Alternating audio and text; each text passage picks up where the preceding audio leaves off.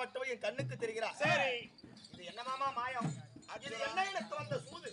இது எல்லாம் நான் ஆடிய நாடகம். நாடகம் ஏனென்றால் பெண் என்றால் நீ பெண்ணாசை கொண்டவன்.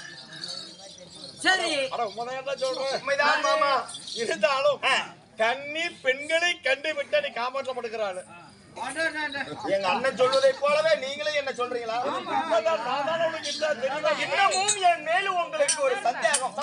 சரி, அதனால அர்ஜுன் பெண்மோகம் கொள்கிறானா இல்லை பெண் முகத்தை அஞ்சாசியை தாழ்வரந்து பஞ்சாசரம் பரமனை பார்த்து வாங்க போறானா? ஓஹோ, அப்படி என்று நான் உன்னை பரிசோதிக்கிறதுக்காகவே ஒன்று என்ன 3 முகடியே ஒரு ஒத்தமா தான். அப்படியா?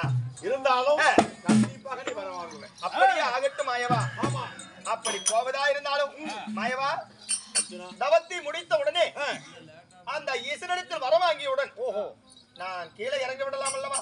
அர்ஜுனா, எப்படி இவ்வளவு தூரம் செய்தவன் நானு பரமனை உங்களுடைய கண்ணுக்கு தெம்பட செய்து மரங்களை வாங்கி கொடுப்பேன்.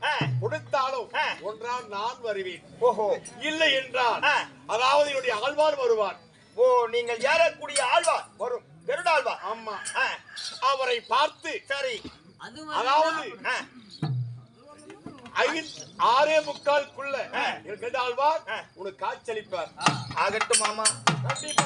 அதிகமா டைம் எடுத்துக்காத, ரொம்ப நேரம் என்ன பசியோடு நிக்க வச்சிடாத. சீக்கிரமா உன் ஆழ்வாரத்தை விட்டு விடு. 6:45 ஏங்க நீங்க வந்து கொஞ்சம் லேட் ஆகி போயிட்டு நீங்க ஏதோ ஒரு வேலையா குஞ்சு திறத்துக்கு போயிருவீங்க. என்ன கொஞ்சம் இல்லைங்க, கோழி குஞ்சு திறத்துக்கு நீங்க போயிருவீங்க. அதாவது அப்படி நான் வரவில்லை என்றால் கால தாமதம் ஆகிவிட்டால் உலகிலே காமதேன் பசு என்பது கருத்தாவோட சேர்ந்தது. காமதேன் பசு என்பது கருத்தாவோட சேர்ந்தது. சிவனுக்கே சொந்தமான பொருள்.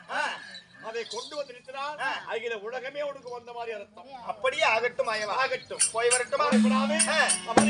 ஆகட்டும், சென்று வா, வெற்றி உனக்கே.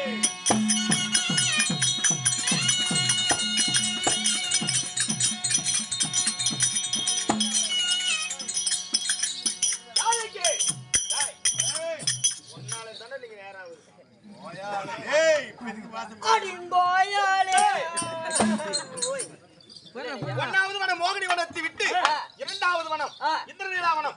புறப்படுவாமா? போய்விட்டே இருக்கும், புறப்படு.